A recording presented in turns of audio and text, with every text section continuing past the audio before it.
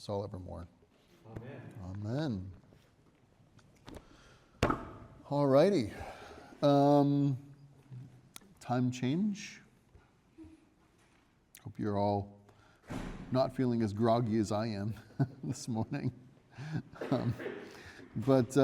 So last week our homework was the prayer of quiet,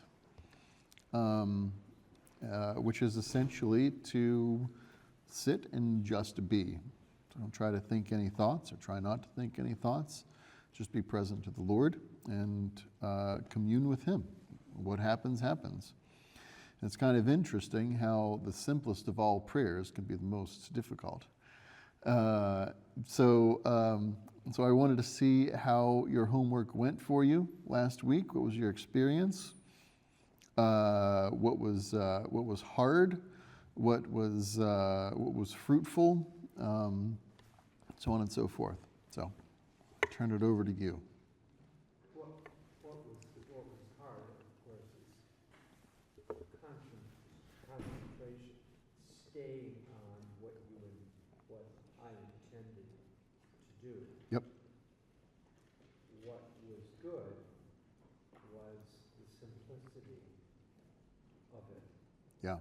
And therefore, the possibility of staying on the topic. I mean, doing it, and not being. But of course, when you don't set out to do something specific in a sense, concentration can become, and for me, it was,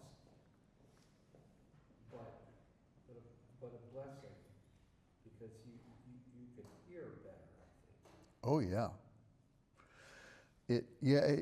Yeah. So a couple of things on that. I mean, first of all, I sort of like what you said about hearing better. Yeah. You become aware of more. In our busy lives, we block out so much stuff, and this is just sort of natural. You know, our bodies, our brains, intentionally sort of phase out a lot of the extraneous noise.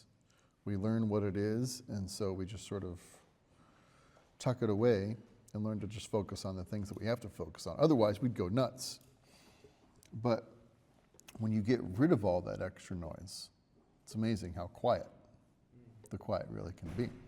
And what it does is it heightens our awareness, which I think is why spiritual prayer and physical prayer are connected. You can't separate what your body's doing from what your spirit's doing.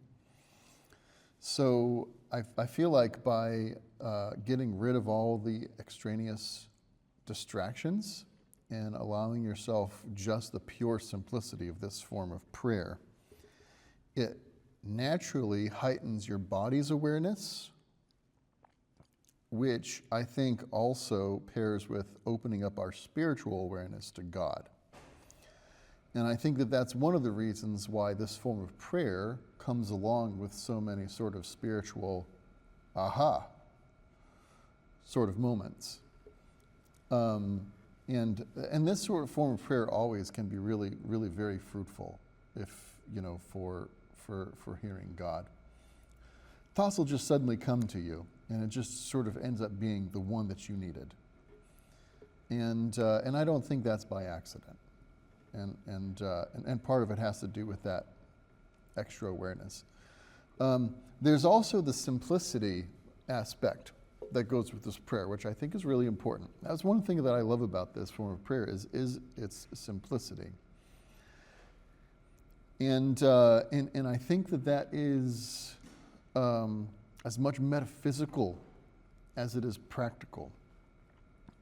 In Neoplatonism, which Christianity in the early church utilized Neoplatonism as its primary philosophy. And in Neoplatonism, there's this sense that all things come from the one, and then it explodes out into plurality and complication. But all things ultimately have their their resolution once again in the one. And you can see how this influences early Christian thought. But I think that there's a sense in our prayers. We come from God, and God is in and of himself, in and of his own being, pure simplicity.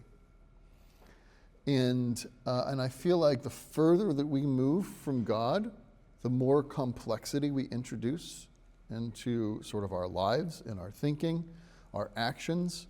We are creatures that are sort of split and broken up into many different pieces.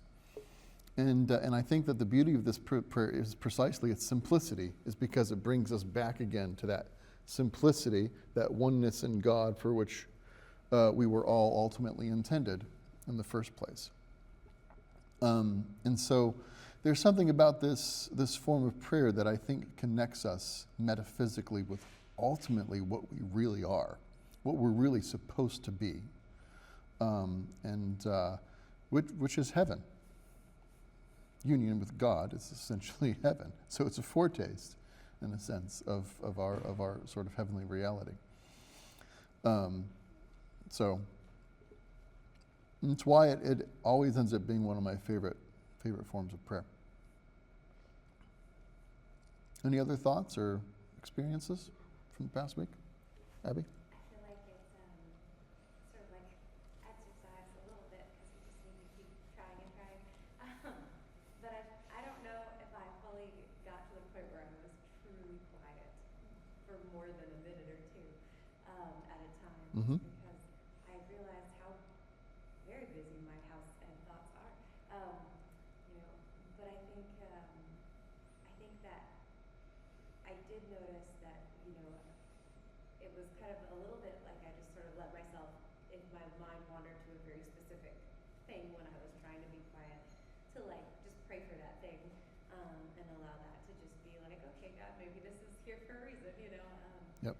So that was also something that I felt like was fruitful. Sort of trying to stay on the quiet train, but also allowing there to be those moments of like, this thought came to mind. Yep. And trust that God did that for a reason. He does. He does do that for a reason. That's part of getting used to this form of prayer. It's simply recognizing that don't see the distractions as an enemy. See them as a tool. And I think that that's so important. So first of all, if you feel like you were able to have attained true silence for a minute or two, that's really good. Especially when you're just starting off, because it is a muscle, and you can't expect to, go lifting the 100-pound weight right off the bat. You got to lift the smaller ones, and then slowly it builds up. So first of all, that's great. And then second of all, one of the things that I really do love about this form of prayer is that it is so free. You don't come into it with like a plan. There's no path.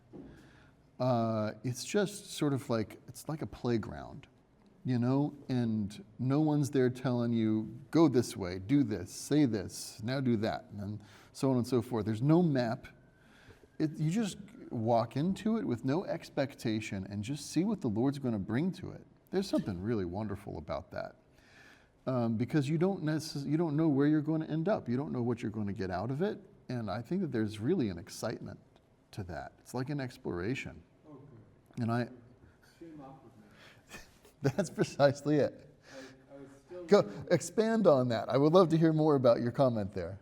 I think Christianity is better summed up in shame on you. No, shame off you. That's right.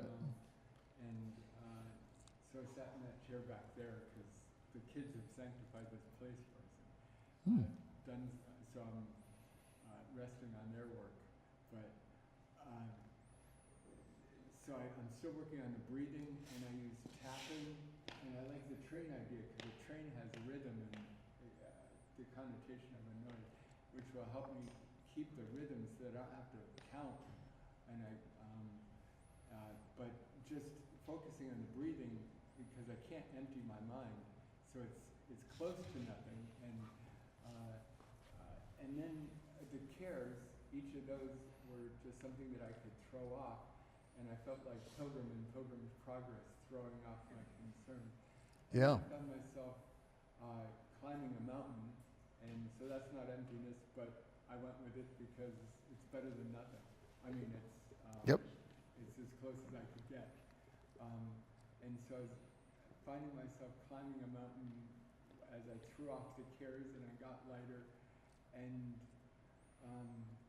when I got to the top, it was like the throne room. But I was also trying to get a fear of God and a holiness and humility, and so that it was so huge and so scary. And then there was something like an earthquake, but then I got the idea that his purr was an earthquake to me, but I thought I should be afraid, but he said, no, I'm purring because I'm glad you're here. So many beautiful mental images there. Prayer can follow so many different routes, and all of our brains are completely different.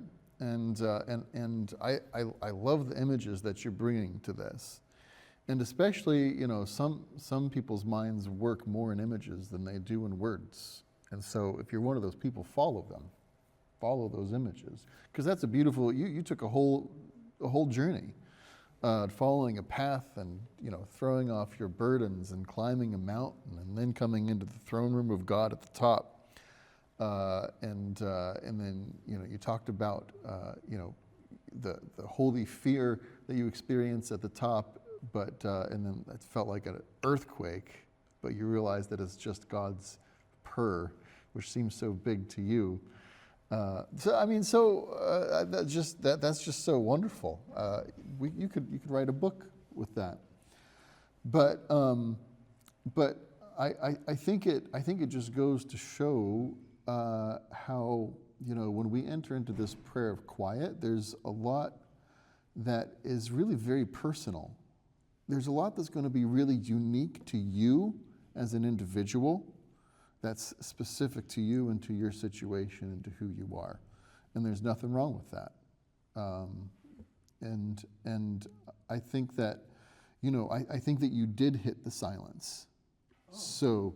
So that image that you gave is precisely what we're all going through as we enter into this form of prayer. We're throwing off the burdens. We're leaving them behind.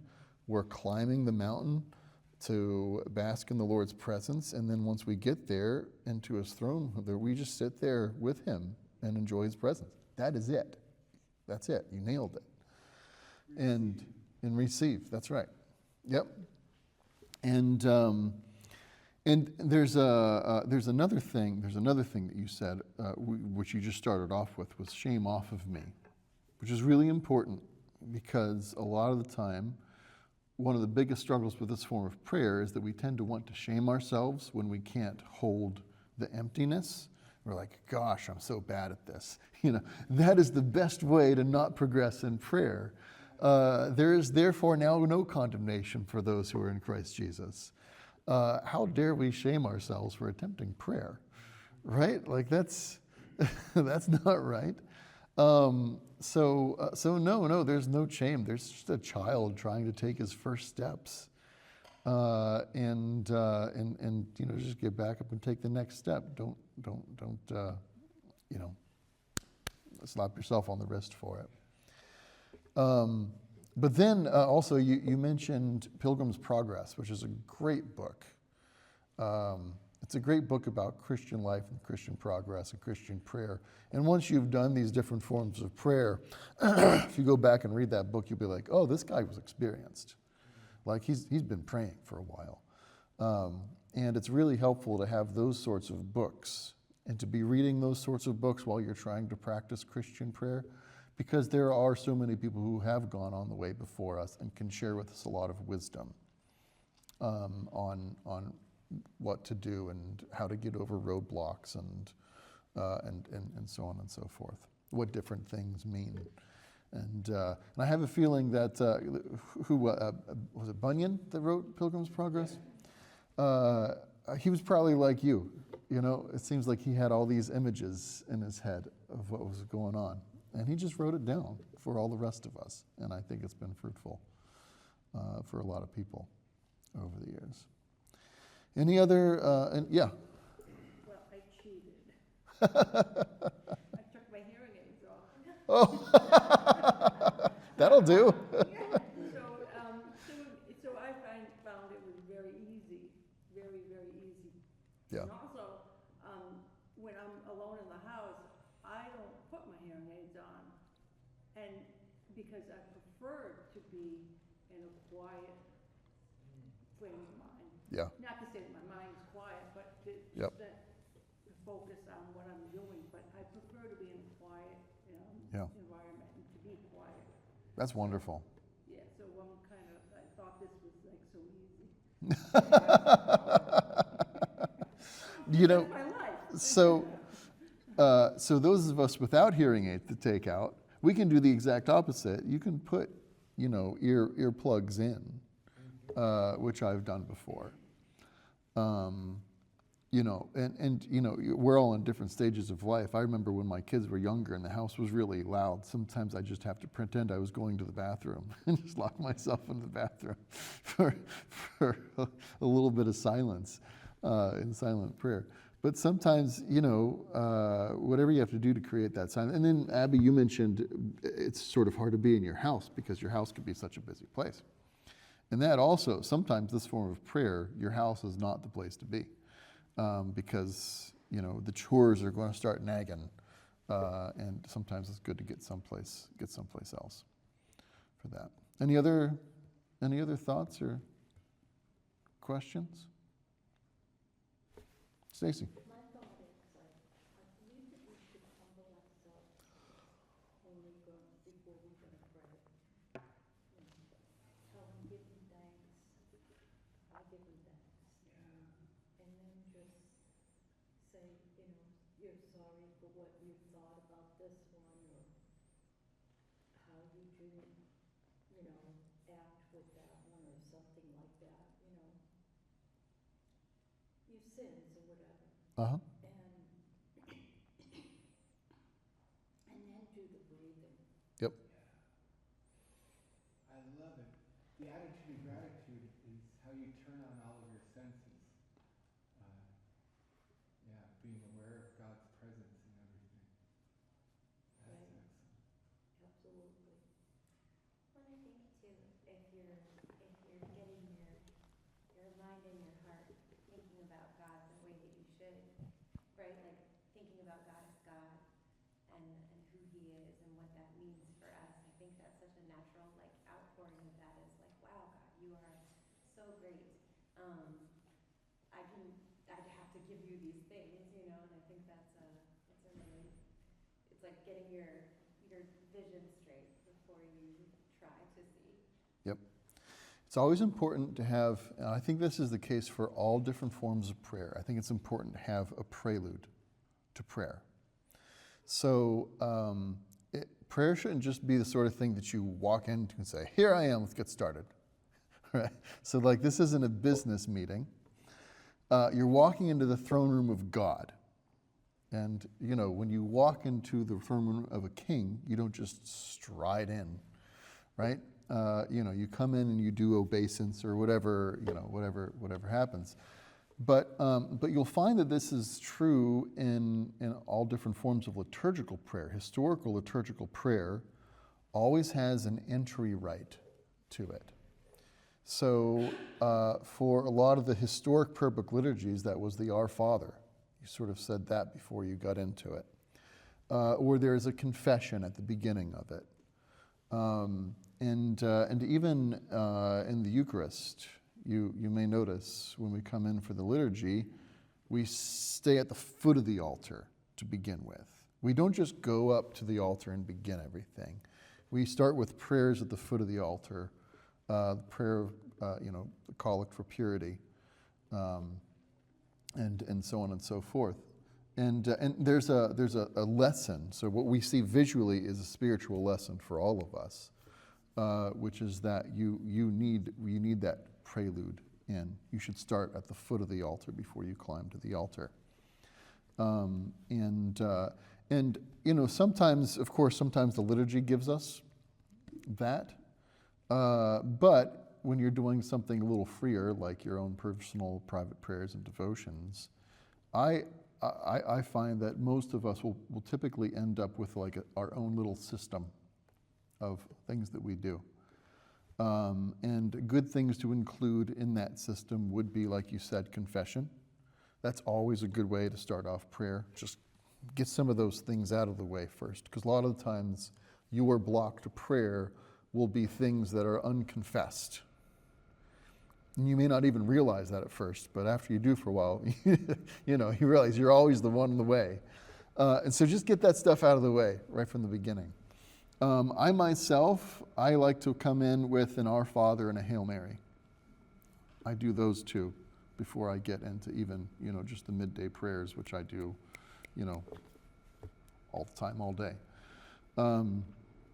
But having something that you do sort of as a prelude to prayer is always a good habit to form, and something that you'll find out that you need over time. Any other thoughts, questions, or comments on the prayer of quiet? So we could call that prayer hygiene. Prayer hygiene, Sleep yes. hygiene, getting ready for bed, to slow your brain down. Yeah. And the breathing is a minute of breathing. Yep. To relax. You're eliciting the relaxation response. Yep. And ultimately, at the end of the day, you need to do what works for you. So, and we'll talk about that a little more when we get to the end of this class on rule of life. Right now, we're just teaching you all the tools in the toolbox. Eventually, you're going to be able to grab them out and use them as you need them, and develop your own methods. And so, anyway, that leaves with that we pretty much sort of start to leave behind sort of those contemplative prayers. The past couple of weeks have been a slow building up sort of to the prayer of quiet, all the way from just breathing exercises all the way up to the prayer of quiet. So now we're going to start getting into other sorts of things. Through Lent, we will do, some more Lenten things. Today I'm going to introduce you to the Stations of the Cross, which is a wonderful little historic method of prayer. And then after that, and it's also our first introduction to sort of walking prayers, movement prayers, which we'll introduce you to a couple of those sorts of things. And then in the weeks that are left between now and Holy Week, we'll talk about how to pray the liturgy, the Mass, pray the Eucharist, use the Eucharist as a means of prayer. So we'll be talking about that the next 2 weeks. But first of all, Stations of the Cross, and I'm going to let you borrow these. The church reuses these again and again and again, but we have more than we need, so I figure it's okay if we all. There aren't too many of you, so I'm just going to give you. I need to also mention that I do the rosary with the Our Father first. Yeah. Yep. So how many of you have done stations at the church before? About half of you. So I said, how many of you have done stations at the church before? Yeah? Okay, so most of you have had some experience with stations in the past. So the Stations of the Cross is a Christian form of prayer that is grounded in and developed out of pilgrimage. So the earliest Christians started doing pilgrimages to holy places and holy sites. This is very, very early on. This isn't a late medieval thing. And most of these pilgrimages were centered around Holy Week. The idea is that you would make your journey to Jerusalem in order to follow Christ in his footsteps through that week and end up at his cross and at his grave and at his resurrection. Oh, here. We've been there. So, and a lot of early Christians, some early Christians left journals of what this was like. We have one such journal of a young girl who was present in Jerusalem for all of the Holy Week liturgies. And essentially the Holy Week liturgy was comprised of following Christ's footsteps throughout Jerusalem and doing services at each of those. Yeah, it would be. And you can still do this today. It's called the Via Dolorosa, the Way of Suffering, and you can go to Jerusalem and do that. But essentially, all of Lent has initially been envisioned as a pilgrimage to Jerusalem. So if you go back to the old 1-year liturgy, we're on a 3-year cycle. The church used to be for 1,500 years on a 1-year cycle. And you would repeat the same lections year after year. And the theme from Septuagesima all the way up to Holy Week was that of pilgrimage. On Septuagesima Sunday, which is 3 Sundays before Ash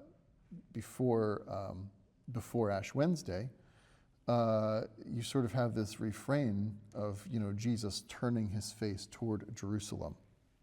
And that's what we're all supposed to do during this period of time. We turn our face toward Jerusalem, and we start making our spiritual pilgrimage to the heavenly city. We get there at the beginning of Holy Week, and then during Holy Week, we follow Christ in his final journey all the way, finally, to the cross.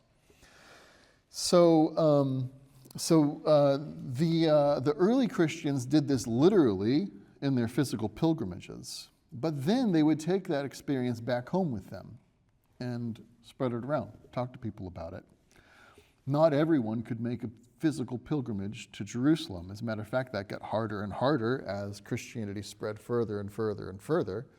If you're going to go from, if you're going to walk from England to Jerusalem, it's going to take you more than a Lent to get there. So what ended up happening is they sort of symbolically just took this Christ's final journey, picked it up, and moved it to wherever they needed it to be.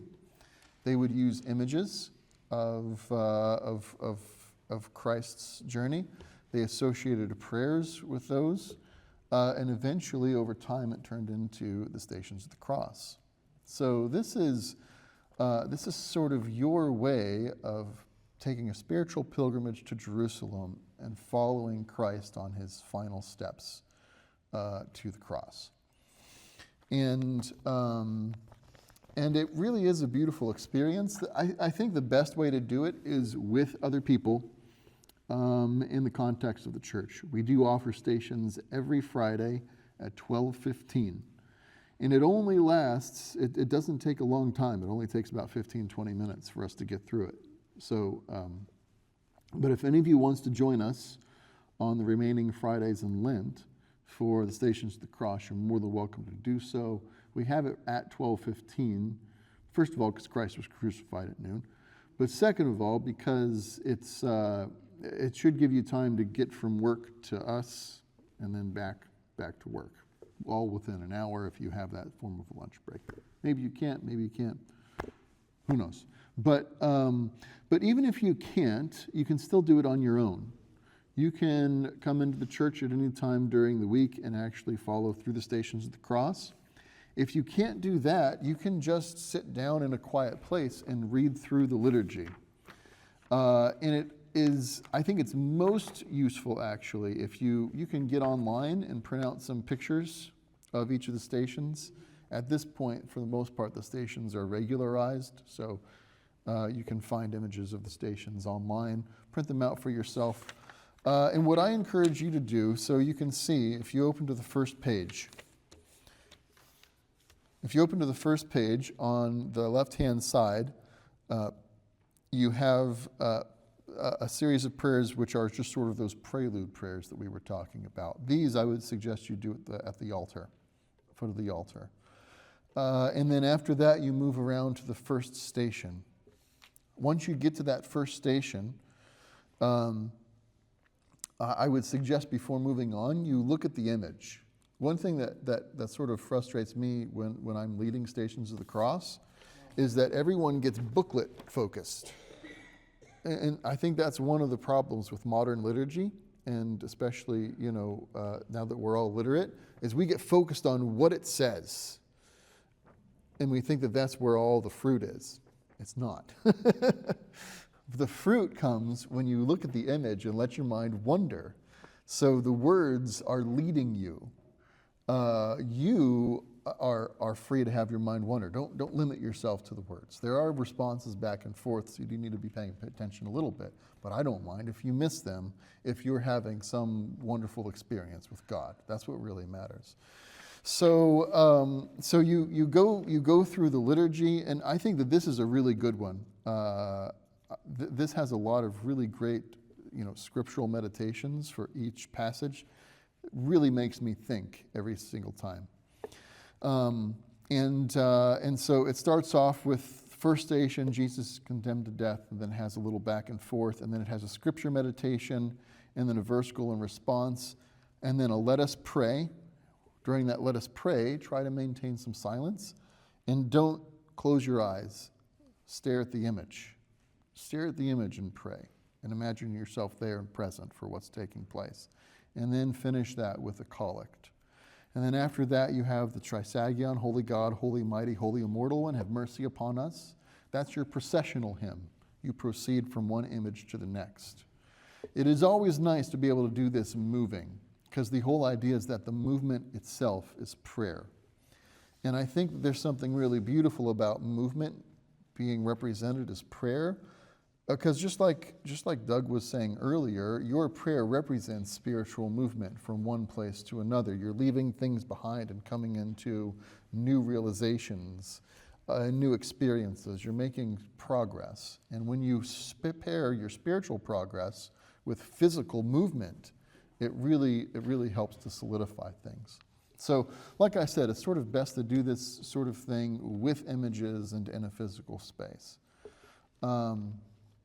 But it's also really wonderful, and then each station after that follows that same pattern. So you just follow that same pattern again and again, just with a new image and a new verses and a new prayer.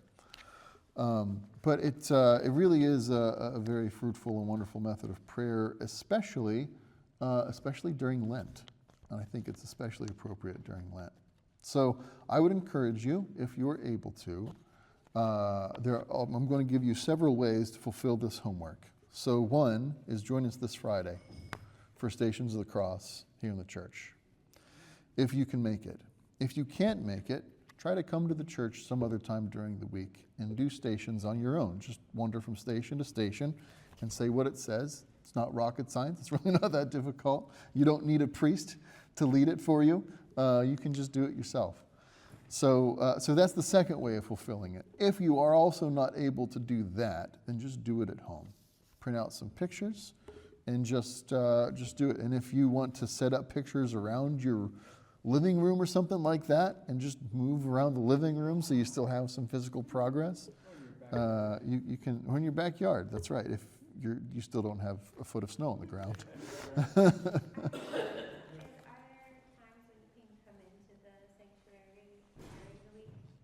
Yeah, there are. I'm here most days.